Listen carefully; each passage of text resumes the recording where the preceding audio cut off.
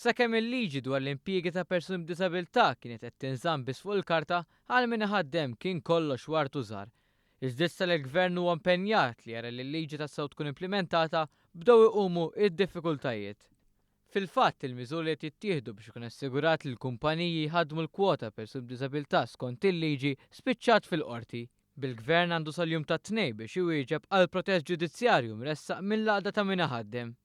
Huwa protest ġudizzjarju li niżżel diżappunt b'Oliver Scicluna, iċ-Chairman tal-Kummissjoni Nazzjonali Persuni b'Diżabilità, jitkellem dwar dan ma' One News. Mument kruċjali li l-employer ma jsegwix din il-liġi għax kellu ċans 45 sena, ġifieri biex isegwiha din il-liġi hija liġi tal-1969 u inutli issa niġu b'mument nippenikjaw minħabba l-fatt li l-Gvern iddeċieda li jħaddem din il-liġi. Bisna naħseb eżerċitajna din il-liġi mingħajr ma ġiet infurzata tul daw il-45 sena.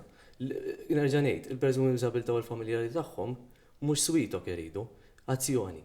Joe Farrugia, direttur fih dan l-Assoċjazzjoni ta' min iħaddem, qal li l-MEA mhix kontra l-prinċipju li jħaddmu persuni b'diżabilità iżda għandha diffikultajiet fl-implementazzjoni tal-miżura. Naqblu bil-qawwa kollha li jiġu impjegati b'diżabilità. Però l-banda l-oħra dun qogħdu attenti illi l-liġi tkun tal mod illi tkun ġusta għal partijiet kollha u ma tmux kontra l-iskopijiet illi tkun infassla għaliha. Il-Korporazzjoni tax-Xogħol u t-Taħriġ qed tiġbor kontribuzzjonijiet mingħand mill-kumpaniji li mhux isegwu l-liġi bil-flus jintużaw għat-taħriġ tal-istess persuni b'diżabilità. Iċ-Chairman tal-ETC Clyde Caruana esprima d-dispiċir tiegħu għal passi li tieħdu fil-qorti, dan wara li kien qbil dwar kif kellha taħdem l-iskema. Il-pass li jmiss żgur huwa li bħala korporazzjoni u gvern ser inkomplu naħdmu sabiex aktar persuni b'diżabilità jintegraw ruhom fid-dinja tax-xogħol. Naħseb issa wasal iż-żmien li naraw min verament bis-serjetà qiegħed jaħdem sabiex ikun ekonomija għan-nies u mhux ekonomija għal profit biss. Naħseb issa irridu nagħtu s-sinjal min-naħa tagħna li verament hemm xi ħadd li dawn in-nies lest li jgħinhom sabiex huma jintegraw ruhom bħal kumplament tas-soċjetà fid-dinja tax-xogħol. Bil-każ fil-qorti Joe Farrugia qal li jittama li jkomplu xorta waħda t-taħdidiet. Kif inhi hemm reazzjoni qawwija kontriha għal raġunijiet li semmejt. U jiena nittama li minkejja li hemm il-protest ġudizzjarju xorta waħda jibqgħu għaddejjin diskussjonijiet.